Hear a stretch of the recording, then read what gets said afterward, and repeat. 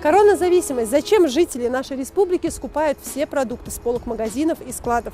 Одни объясняют это так: мы боимся завышения цен. Другие говорят, что всему виной коллективное сознание. Все берут, и я возьму. Сообщения в социальных сетях о распространении коронавируса ожидаемо погнали россиян в магазины, и наш регион не остался в стороне. Люди покупают самое необходимое – лекарства, туалетную бумагу, маски и крупы. Особенно бойко берут гречку, которая традиционно начинают скупать во время экономических кризисов. Именно из-за этого ажиотажа и беспокойных обращений граждан о повышении цен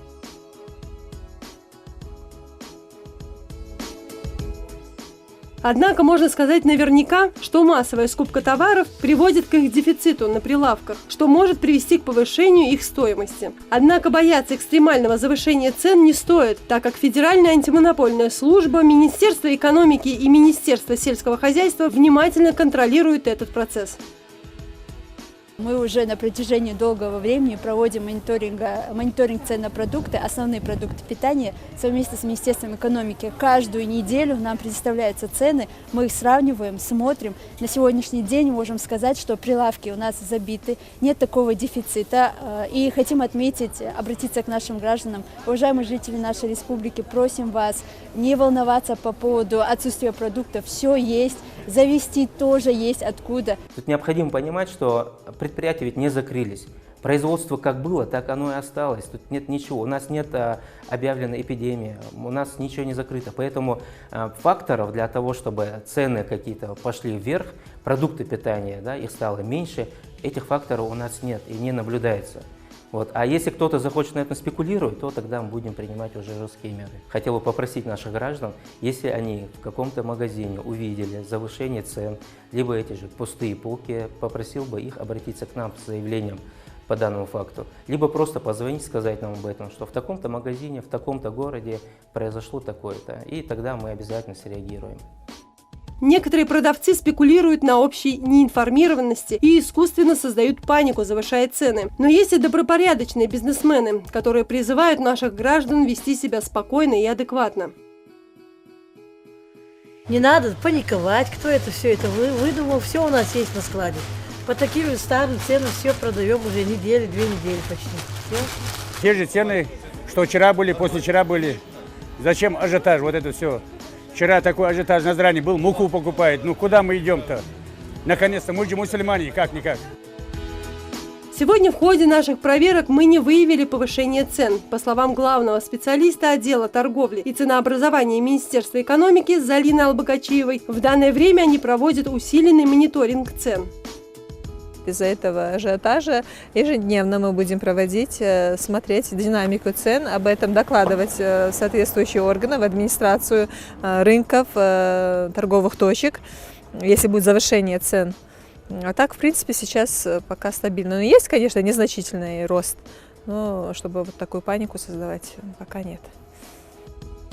Главный специалист экономики и прогнозирования Министерства сельского хозяйства Ася Костоева в свою очередь рассказывает нам о работе своего ведомства и создании штаба по контролю ценообразования на продукты.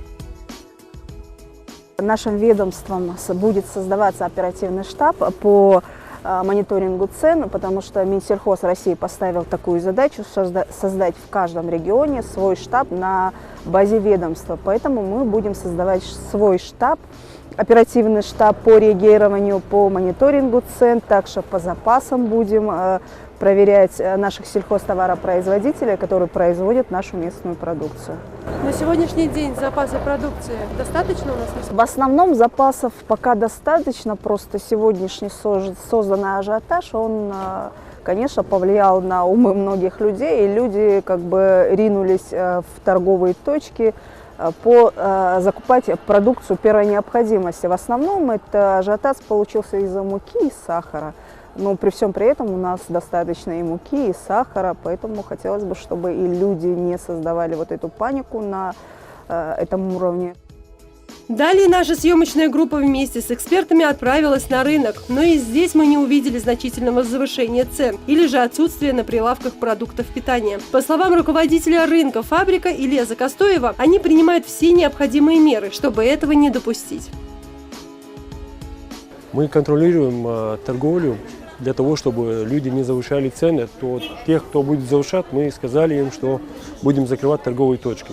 А так в рынке в данное время все есть. Вы сами видите, все продукты есть. Руководство рынка приняло решение. Вот каждый понедельник у нас санитарный день, мы проводим дезинфекцию. Обезопасить в первую очередь людей. Нами проведена дезинфекция с помощью Роспотребнадзора. Позавчера мы делали, и каждый понедельник будем делать так же. Все мы знаем, что в некоторых странах возникла ситуация с дефицитом товаров из-за ажиотажа вокруг коронавируса. Но в нашем регионе такого нет. Не поддавайтесь панике из-за недостатка информации. Главное сейчас быть внимательными и бдительными. И если вы заметили завышение цен в магазинах, обязательно обращайтесь по номеру 22 87 28. Это телефон горячей линии Федеральной антимонопольной службы.